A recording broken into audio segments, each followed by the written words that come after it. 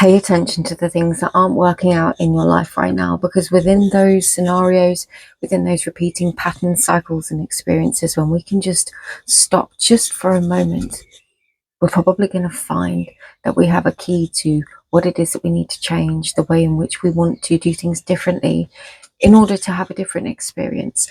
And I know that seems really, really basic, but it's so easy for us to get stuck in these repeating cycles and patterns that just loop, and we just get into the groove of doing something in a particular way, and then we get stuck. And then we don't realize why we're creating the resistance that we're creating. And what I can see shifting energetically over the next couple of weeks through the rest of May is that we're going to have a fresh energy. There's going to be an influx of fresh energy to have those new starts, to actually see things beginning to grow. And what we have to do is have the courage, is to have the bravery right now to say, okay, I know this is the path. I know this is the thing that needs to change. I know this is the point at which perhaps something has to come to a dead stop, or gradually you have to accept that maybe there was something that you identified with really, really strongly that became less of your purpose, your mission, your fulfillment, the thing that brought you joy, more of an identification that perhaps you've outgrown. And actually what you might find is that this week and over the coming weeks, you're really shifting into this new identity. This is an essential part of our growth. It's that point where we have felt so uncomfortable, where we have gone through the shifts and the changes, realizing what has really done its time in our lives, or what it is that we're welcoming in, and what it is that we want to welcome in, seeing the polarized experiences. And it could have meant that we've had a lot of experiences that were things that we didn't want. Maybe those things have been shown to us, and they could have been things that we once liked, or things that we once really enjoyed, things that we would have once jumped at. But through that shift and that experience, it's not like a test, but you could see it as though it's like a graduation. You've come to a point where those things no longer appeal to you. And this new self-identification, stepping into more of who you are, releasing and letting go of the things that you feel you've outgrown, means that you can fully embody more of your truth, your inner authenticity, what feels right for you. And actually, for many of us, a really big step in that process is the awareness and the self-truth to be able to say, actually, I'm not enjoying this anymore, or this doesn't feel the same. And it's not to go and chase the next thing, like a dopamine hit that sort of gives you that rush of well-being, but what feels right in your body, what feels good, what feels nurturing, what feels like you are. It would depend what you want on the scenario, but it's that mutual exchange of energy, where you don't just feel like you're giving energy and being depleted, where you're not just taking energy, which actually can make you feel quite empty. It's that balance where you are giving and you feel, what is the right word for this? You feel awakened. You can feel the reciprocity. You can feel the sense of balance, and the things that you were doing feel more aligned. And the difficult part of this process that I think is either coming up right now, or is a recurrent theme of things that have been coming up over the past probably couple of years now, but I feel we've accelerated greatly over the last few weeks and last couple of months, definitely, is this sensation of when things just will not work anymore, and the old way of doing things just won't work anymore. And no matter how hard we try, we just cannot slip back into that old pattern, into that old groove, because you will just go into a rut. It feels like being cosmically steered into the right direction. And that's the truth about alignment. And those things that we have really, perhaps in an egoic sense, or just habitually, out of habit, out of pattern, we just go and do them, or we think, oh, I'll do this, or oh, we've got to go and do that thing. And it could be work, it could be in our relationships, in our friendships, in the way we conduct ourselves, the way we talk to ourselves, every possible different thing you can fathom. It'll be different for everybody. It just gets to a point where it's like, no, this just doesn't work anymore. This just doesn't work. And sometimes there isn't more to do, there isn't more ways to find, there isn't more information to take on. There is just a pause and really, really connecting and grounding with yourself. And I would say definitely if you start feeling things are chaotic, or if as we go through this month we start going into Gemini season, if you start feeling things, you become split in your thoughts, not to be so literal because it's Gemini season, but this is the visualization that I'm getting, is if you start feeling very unclear, try and ground. Try and come to that place, go to that place, whatever it may be, that makes you feel very calm, very settled, makes you feel like yourself again. You know, that truest sense of self. For me, it would be if I'm out walking in the woods or out in nature. And it doesn't have to be, you know, a trip to a really beautiful place that's difficult to get to. Sometimes just a stroll around somewhere local that has beautiful trees, fresh air, you can hear the birds. You know, that's enough. That's enough for me. It can be just viewing a beautiful tree, or I'm a lot of earth energy, so that makes sense for me. It's different for everybody. But you find that thing that makes you feel anchored, that makes you feel grounded. And I would really tune into that energy and make that your practice, coming back to your own personal center, coming back to your own sense of peace, that place where you feel authentically calm, authentically yourself, and allow yourself just to breathe, just to focus, just to align. And remember that all of those things that we are probably worrying about, maybe they're 10 steps down the line. Maybe there are things that haven't fully figured themselves out yet. Maybe we don't have total clarity in this moment. That doesn't mean things aren't going to work out. It doesn't mean things aren't going to come together. It doesn't mean that you are completely off your path. Nothing can be done by chasing away the present moment. Nothing. The best thing that we can do in those times where we feel confused or jaded or overwhelmed, or like everything is rushing away with us and we are pacing off a million miles ahead in our mind, is to go into that grounding practice, whatever it is for you. And I will say that there are very real grounding practices that you can do that can help you come back into your body, in the comfort of your own home, you know, or wherever you are. There is different types of exercises that you could do. It's why I do a lot of weightlifting, personally, because it helps me to ground, helps with stress relief and all kinds of other wonderful things. But there's all sorts of grounding practices that you can do that help you come back to self in the present moment. Maybe it's dancing, maybe it's laughter, maybe it's meditation, maybe it's painting, maybe it's throwing some axes. I mean, that's another thing that I love to do. But you do you. And the point is, you work out you. That's your job, is to work out you, to work out what it is that you need. How do you feel safe? How do you feel like you are stepping into your greatest self-expression? How do you feel like you need to show up? How do you feel like you need to represent yourself and to be an advocate for yourself so that you can make the most of your day, of your experience?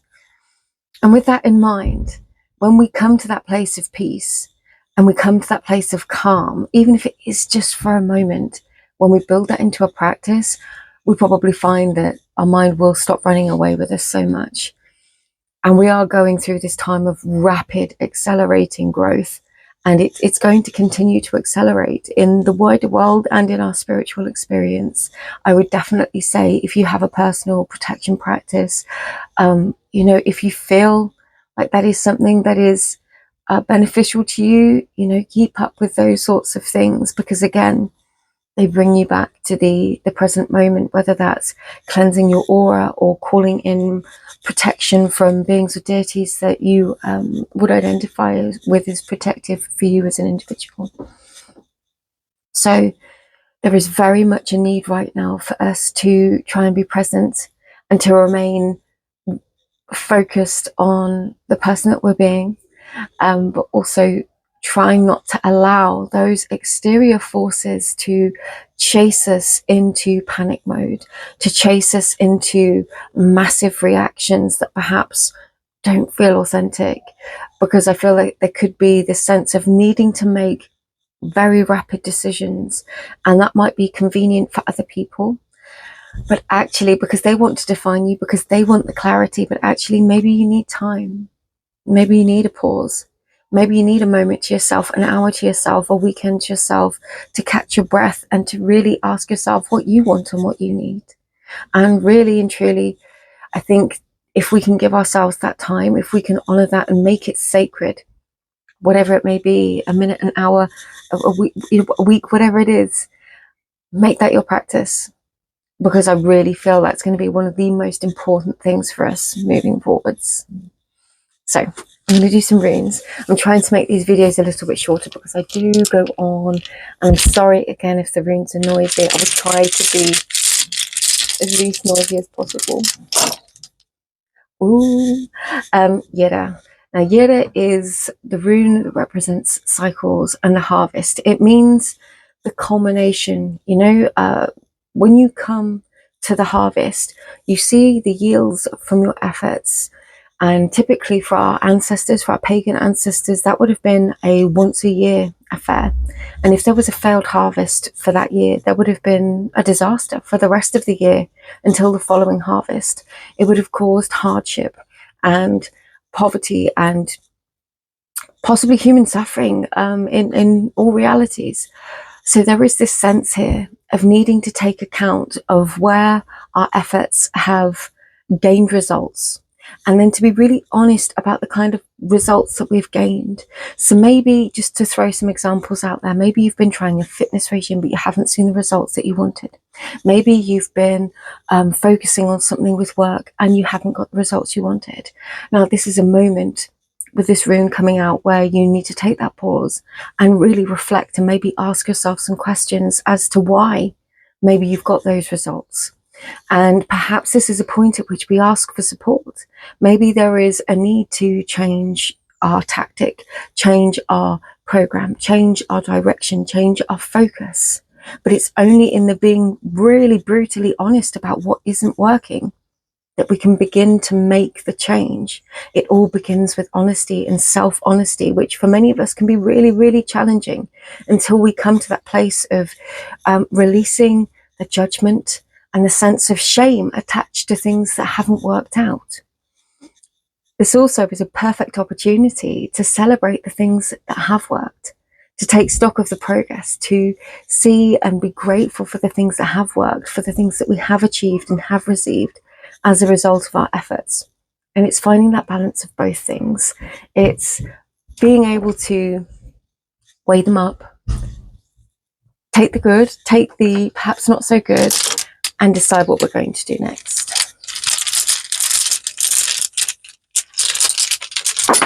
I've got one. I'll take it. I'll be back.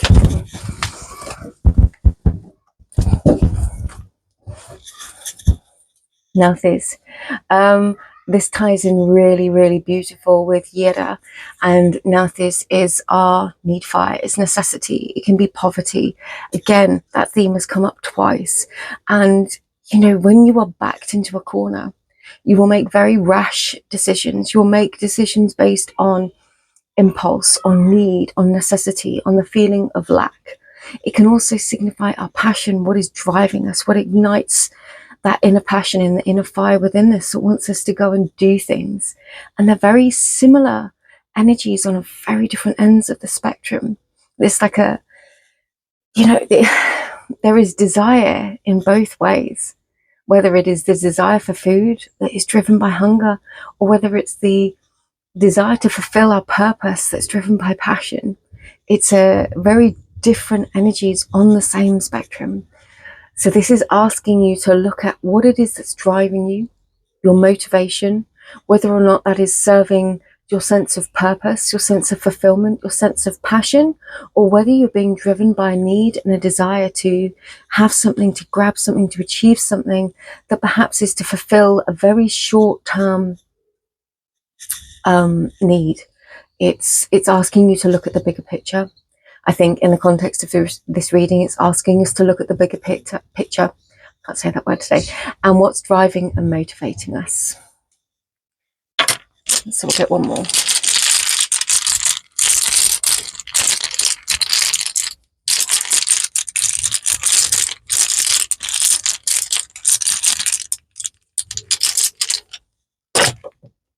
we have today? Oh, we have algaes. Instantly, I got the sense of connecting with our ancestors.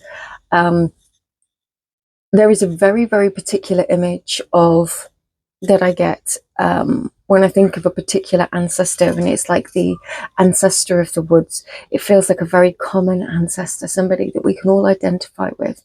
But I think it's recognizing that there would be very, very similar themes and stories for our ancestors. And perhaps there is some sort of family patterning here, something that we need to pay attention to.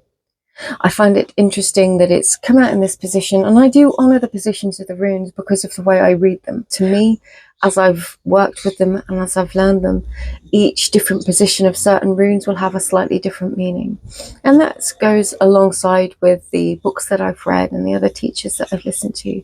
But this one in this particular position is saying to me there is probably a very well-worn and beaten path, something that may be quite ingrained within your family, and maybe it's something that you want to shift and change now.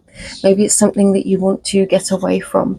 Maybe it's something that you want to do to honor your ancestors. There is a strong, excuse me, there is a strong connection here to something with your ancestors, and these feel, let's remember something as well.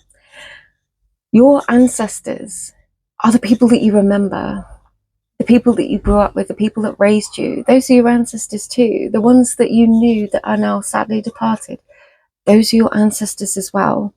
And if you want to practice, the beginnings of, an ancestral practice where you connect with your ancestors, you can start there with somebody that you trusted, maybe a grandparent that you truly love and can connect with. And it feels like there is some sort of pattern here, or some sort of message, something that you will be aware of when you really think about it, or when you tune into yourself and you ask yourself, okay, what's going on here? There is a truth there, and perhaps you'll spot the pattern, or perhaps you'll spot the motivation. I feel very, very honored that when I work with my grandfather's chisels, I feel like I am partaking in the family trade, and that for me is a part of my ancestral and cultural heritage that I can share, that I can keep alive, even in my own weird and wonderful way. It's simple things. It doesn't have to be massive and grandiose. It's often the beautiful thing about paganism or spirituality is that you can make it very, very personal.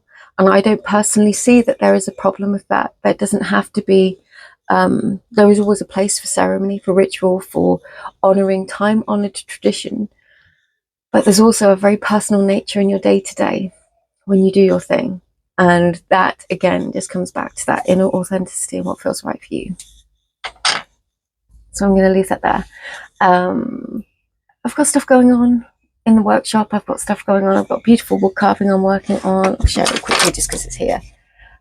This is Odin and Freya with knotwork at the bottom. You can never really tell without a good quality image. And got paintings I'm finishing as well, but my web stores are still open and I'm still accepting commissions and doing readings and all kinds of things. So if you'd ever like to get in touch with me or to discuss any of those, please feel free. But I will be back as often as I can with videos and updates, and just sending you all my love. Take care. Have a great week. Bye bye.